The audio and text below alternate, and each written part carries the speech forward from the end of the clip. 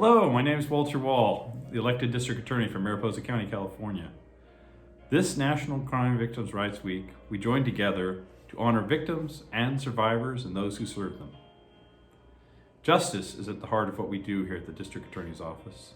In so doing, each victim of crime is treated with respect. Each victim of crime is listened to and actually heard. Each victim of crime is given a voice in the vital decisions that are made in their cases. Justice for victims is at the very heart and soul of justice in our criminal justice system. If victims never reported crimes, we would not be able to identify and arrest violent offenders. If victims didn't cooperate as witnesses in criminal cases and juvenile adjudications, the guilty would remain free to harm again.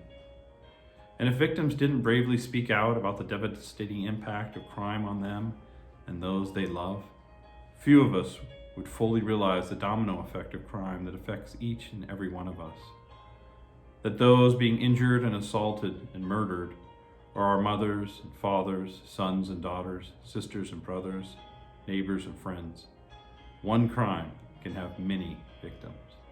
President Ronald Reagan declared the first National Crime Victims' Rights Week some years ago and established the President's Task Force on Victims of Crime. In so doing, he said, "In proclaiming Crime Victims Week, I stated that our commitment to criminal justice goes far deeper than our desire to punish the guilty or to deter those considering a lawless course.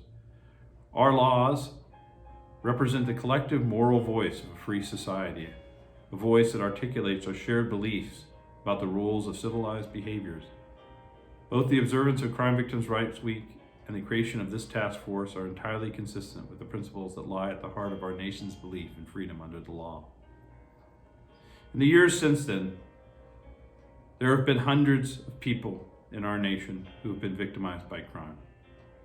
Women battered, children abused and traumatized, men and women assaulted, countless people murdered, and an entire nation devastated by senseless acts of terrorism against our people. It is in honor of these brave victims and survivors of crimes that we validate our common belief in freedom under the law and declare in a unified voice, justice isn't served until crime victims are. In the aftermath of crime, there is shock and devastation, pain and trauma and fear. There is confusion about what is happening now and what will happen in the future. Yet there is also a path of help, of hope, and of healing is paved each and every time someone reaches out to help a victim of crime and to provide support to someone who's hurting. There's a path of justice that results from the simple act of service to victims and survivors of crime. Crime victims deserve to have their most important needs identified and addressed. Justice isn't served until crime victims are treated with dignity and compassion by our criminal and juvenile justice systems. Justice isn't served until crime victims' most basic needs are identified. Safety, housing, basic medical, mental health care, food and clothing for their children, and that efforts are made to meet these important needs. Justice isn't served until crime victims are informed of all their rights throughout the justice process. Rights that empower them, give them important choices, and offer them opportunities to have a voice in their cases and in their future. Rights that include information, notification, protection, participation, restitution, and victim compensation. Justice isn't served until we realize as a community and as a nation founded on the principles of equal rights for all, that violence affects us all. And justice isn't served until all crime victims can be assured that their offenders will be held accountable for their crimes, and that our collective efforts focus on preventing future victimization and promoting individual and community safety.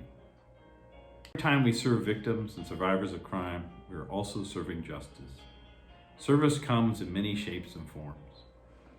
From simply listening to a survivor who needs to talk about his or her experiences, to asking, is there anything I can do to help you? To becoming informed about victims' rights and services, so that, in turn, you can inform victims who truly need those resources. You can serve victims as a compassionate family member or friend, or as a volunteer for one of the many programs in our community that provide victims with information, support, and assistance. You can serve victims through your support of criminal justice policies and public policy that promote rights and assistance for victims of crime and accountability for criminal offenders. You can serve victims by referring anyone whom you know is a crime victim or survivor of crime to a victim assistance program. This week and throughout the year, we can make justice truly meaningful, truly effective, by recognizing the rights and needs of victims and survivors of crime, and by recognizing that crime isn't something that happens to someone else, because one crime can have many victims, and because we have countless opportunities to ensure that victims and survivors receive the rights and respect that they need and deserve. So this week, as we pay tribute to crime victims and all those, including many of you, who dedicate their lives to helping them, our shared challenge is to realize that justice isn't served until crime victims are. Justice isn't served until victims' rights and services are not just celebrated annually, but practiced daily.